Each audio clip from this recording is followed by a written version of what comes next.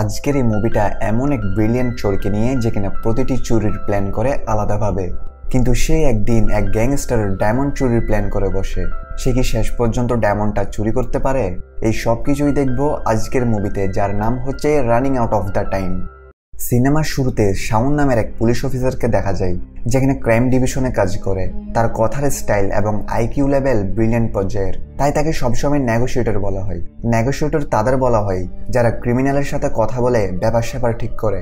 একদিন একটা ব্যাংক ডাকাতিতে কিছু ডাকাত ব্যাংকের কিছু লোকদের জিম্মি করে রাখে। সেখানে শাওনকে ডাকা হয়, কিন্তু শাওনের ওভার স্মার্ট স্বভাবে পুলিশ চিফ, যার নাম ব্যানি, সে বিরক্ত হয়ে থাকে। শাওন ক্রাইম সিনে এসে সেই ডাকাত দলের লিডারের সাথে কথা বলে। সেই ডাকাতরা বলে তারা সেখান থেকে পালাবার জন্য একটা বুলেট প্রুফ গাড়ি চাই। শাওন বলে গাড়ি কেন, হেলিকপ্টার নিয়ে নাও। শাওন তাদের ধমকি দেয় তারা যদি 3 মিনিটের মধ্যে স্যারেন্ডার না করে তাহলে তারা জীবিত বের হবে না। তখন ডাকাতরা ব্যাংকের ভিতরে একজনকে আহত করে দেয়। তখন শাওন তাদের সাথে কথা বলার জন্য কনফিডেন্সের সাথে ব্যাংকে ঢুকে পড়ে। ভেতরে 2 জন ডাকাত ছিল।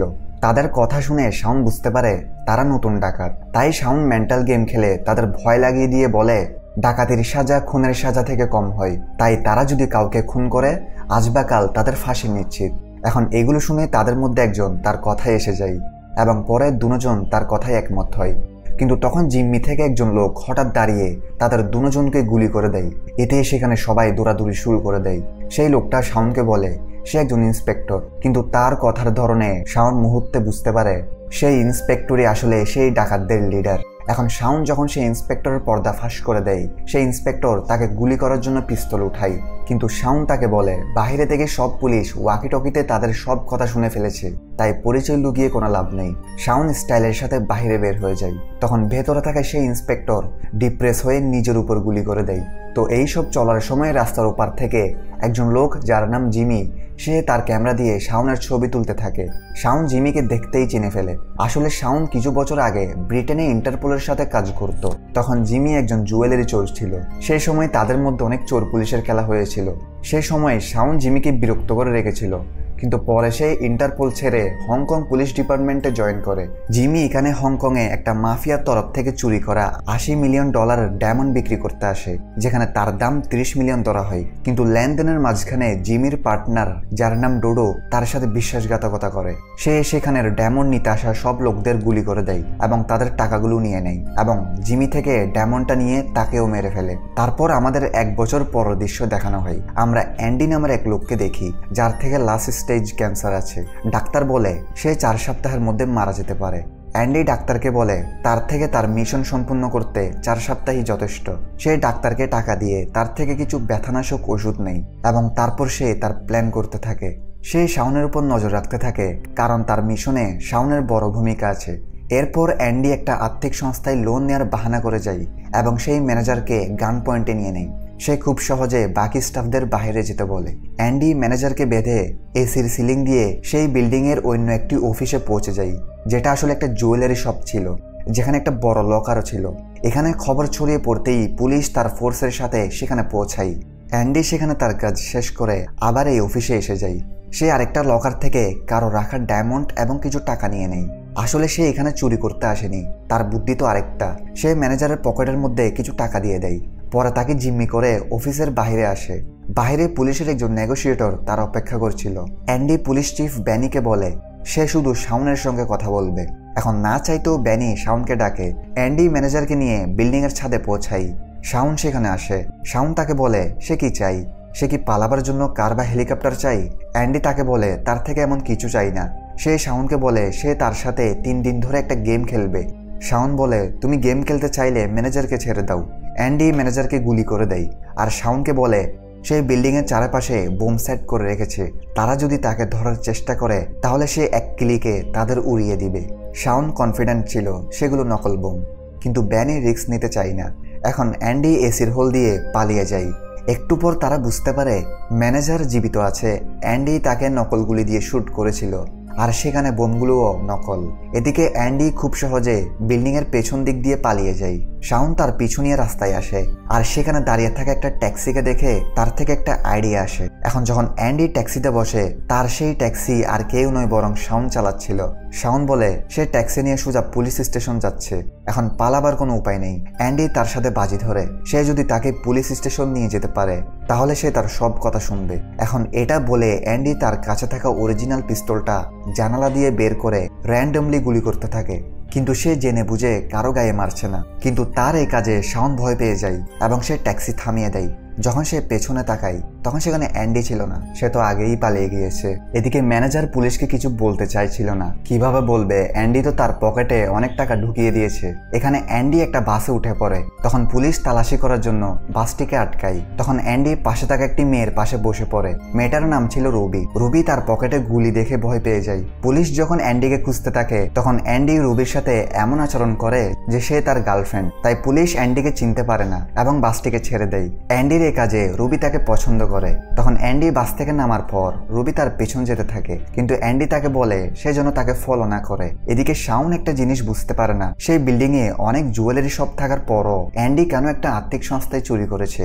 চুরি করলেও কি চুরি করেছে, কিছু কম দামি ডায়মন্ড আর হাজার কিছু ডলার। এটা করার জন্য সে এত বড় রিস্ক কেন উঠিয়েছে। অ্যান্ডির কোনো ফিঙ্গারপ্রিন্ট তারা সেখান থেকে পায় না, তাই শাওন নিজেই সেই বিল্ডিং এ গিয়ে খোঁজ শুরু করে দেয়। তখন সেখানে সে একটা জুয়েলারি শপের মধ্যে সে ডোডো এবং তার কিছু লোকের সাথে একটা ব্রিফকেসকে নিয়ে যেতে দেখে। ব্রিফকেসকে দেখতেই শাওন বুঝতে পারে সেই ব্রিফকেসের মধ্যে নিশ্চয়ই কোনো দামি জিনিস আছে।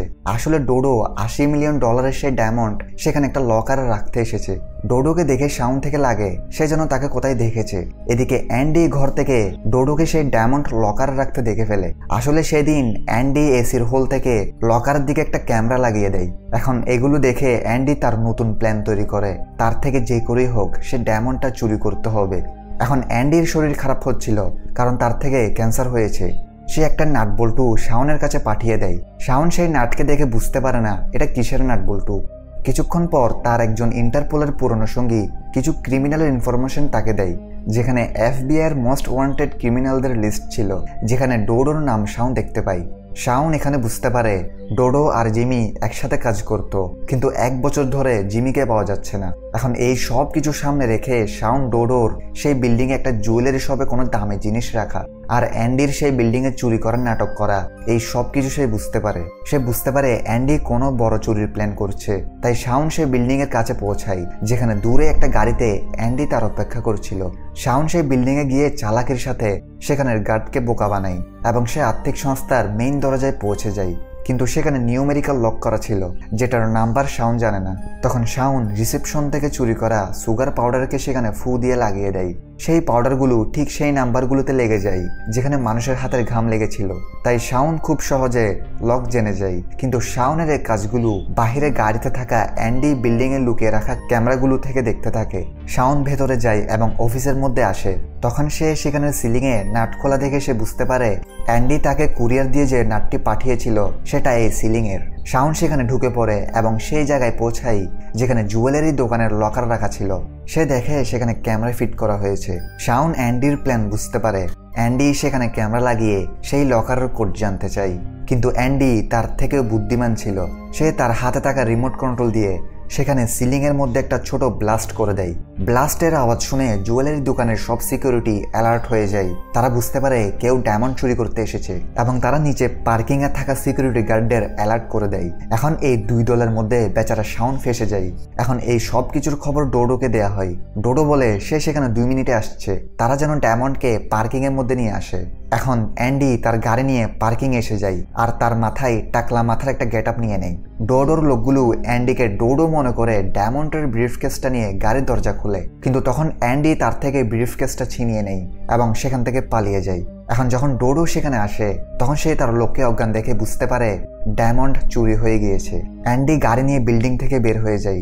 শাওন তার পিছু নেই। তখন সামনে থেকে ডোডোর লোকগুলো তাদের রাস্তা আটকায়। তাদের গুলির মধ্যে শাওন আর অ্যান্ডি ফেসে যায়। অ্যান্ডি শাওনকে বলে আমাদের গেম তো শুধু অর্ধেকই হয়েছে। এখন তারা দুজন মিলে সেই গ্যাংস্টারদের বোকা বানায় এবং সেখান থেকে পালিয়ে যায়।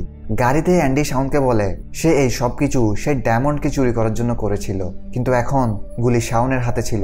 সে অ্যান্ডিকে গাড়ি পুলিশ স্টেশনের দিকে নিয়ে যেতে বলে। তখন অ্যান্ডি তাকে আবার চ্যালেঞ্জ করে যে সে যদি তাকে পুলিশ স্টেশন নিয়ে যেতে সফল হয় তাহলে সে তার গোলাম হয়ে থাকবে। এটা বলেই সে গাড়ির স্পিড বাড়িয়ে গাড়িকে একটা ব্রিজের দেয়ালের সাথে টক্কর লাগিয়ে দেয়। সেফটি ব্যাগের জন্য অ্যান্ডি থেকে তেমন কিছু হয় না, কিন্তু শাওন আহত হয়ে পড়ে। দুজন সড়কে পড়ে থাকা ডায়মন্ডের ব্যাগকে নিতে যায়। যাওয়ার সময় অ্যান্ডির পকেট থেকে তার মেডিসিনের প্যাকেটটা পড়ে যায়, কিন্তু শেষ পর্যন্ত অ্যান্ডি ব্যাগটাকে নিতে পারে এবং সেটা নিয়ে সে চলে যেতে থাকে। অ্যান্ডি থেকে পড়ে যাওয়া মেডিসিনগুলো পুলিশ চিফ ব্যানি পেয়ে যায় এবং তার থেকে লাগে মেডিসিনগুলো শাওনের। সে ডাক্তার থেকে জেনেছে সেগুলো ক্যান্সারের লাস্ট স্টেজ রোগীদের দেওয়া হয়। তখন ব্যানি থেকে লাগে শাওন থেকে লাস্ট স্টেজ ক্যান্সার হয়েছে। সে এটা নিয়ে ইমোশনাল হয়ে যায় যে শাওন মারা যাবে। তখন সেখানে শাওনের পুরনো সঙ্গী ড্যামি এসে যায়। সে শাওনকে কিছু রিপোর্ট দেয় যে জিমি 1 বছর আগেই মারা গিয়েছে এবং অ্যান্ডি আসলে জিমির ছেলে, যে কিনা নিজের বাবার প্রতিশোধ নিচ্ছে। এদিকে অ্যান্ডি ডোডোকে মেসেজ পাঠায় সে যদি হীরাটি নিতে চায় তাহলে তাকে কল করুক। অ্যান্ডিকে কল করার পর অ্যান্ডি তাকে বলে তার থেকে সে ডায়মন্ডের বিনিময়ে $30 মিলিয়ন চাই। এরপরে সে একটি কফি শপে শাওনকে ডাকে এবং বলে কাল 13 তারিখ আমাদের গেমের শেষ দিন। সে চাই শাওন তাকে সাহায্য করুক, এর বদলে সে ডোডোর মতো একজন স্মাগলারকে ধরতে পারবে। অ্যান্ডি শাওনকে বলে কাল ডোডো একটা রাশিয়ান মাফিয়াকে সে ডায়মন্ড ডেলিভারি করতে হবে, না হলে সে মাফিয়া ডোডোকে মেরে ফেলবে। তাই সে $30 মিলিয়ন বিনিময়ে যখন ডায়মন্ডটা নিতে আসবে তখন তুমি তাকে ধরে নিও, এতে তুমি আবার ইন্টারপোলে বড় পদ পাবে। শাওন বুঝতে পারে অ্যান্ডি ঠিক কথা বলছে, সেজন্য সে রাজি হয়ে যায়। তারপর অ্যান্ডি সেখান থেকে বের হয়ে একটি বাসে উঠে পড়ে। তখন তার পাশে রুবি বসা ছিল, কিন্তু তখন পুলিশের একটা গাড়ি কোনো কারণে তাদের বাস আটকায়।